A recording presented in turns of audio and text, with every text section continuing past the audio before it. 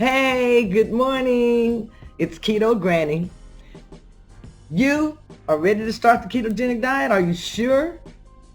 Well, I'm going to talk to you about starting the ketogenic diet, what it involves, and what you're going to have to do to be successful on this diet.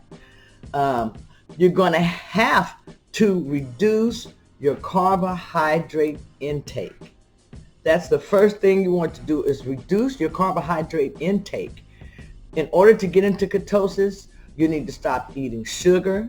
You need to stop eating cake, pies, pasta, grains. All of these foods you need to stop eating in order to get into ketosis. Now, there's a list that I will enclose that goes into more detail. But once you drop your carbohydrates, then you also need to add in intermittent fasting in order to be successful on the ketogenic diet. If you don't incorporate intermittent fasting into your diet, you're just going to be reducing carbs. And if you're still eating at the same times, you're not going to have any weight loss.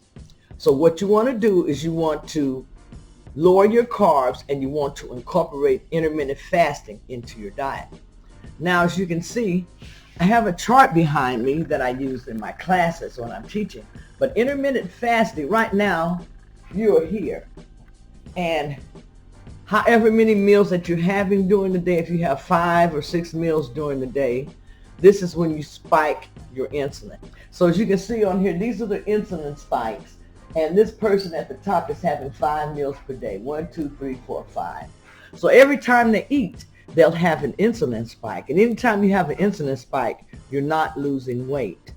So let's go to the next level. You're starting off here with eating 5 or 6 meals a day. And you want to start where you go down to 3 meals a day. That's going to be your next step. So you're going to have breakfast, lunch, and dinner. And you're just going to go to 3 meals per day with no snacks in between. As you get more used to eating, your body becomes more adjusted. Then you're going to push your breakfast back further. Instead of eating breakfast at 9 o'clock, you want to start pushing your breakfast back closer to noon, to 12 or 1 o'clock. Once you do that, you'll be on the second level with the keto diet and adding in your intermittent fasting. This is where you want to be.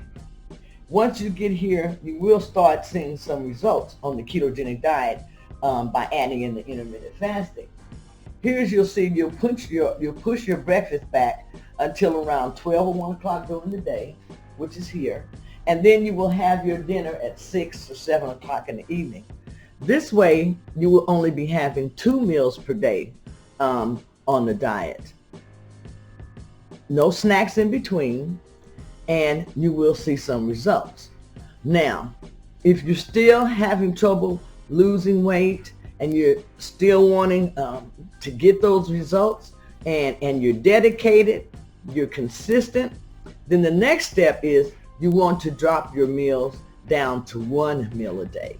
And that's possible to do and not be hungry on the ketogenic diet because, as I said, you want to have, let me scoot back over here, you want to have 70 to 75% of fats in your diet. This is what's going to give you your energy through the day. So just remember that fats will give you your energy through the day on the ketogenic diet. You want to only have about 20% worth of protein, 10% of carbs and vegetables on the ketogenic diet.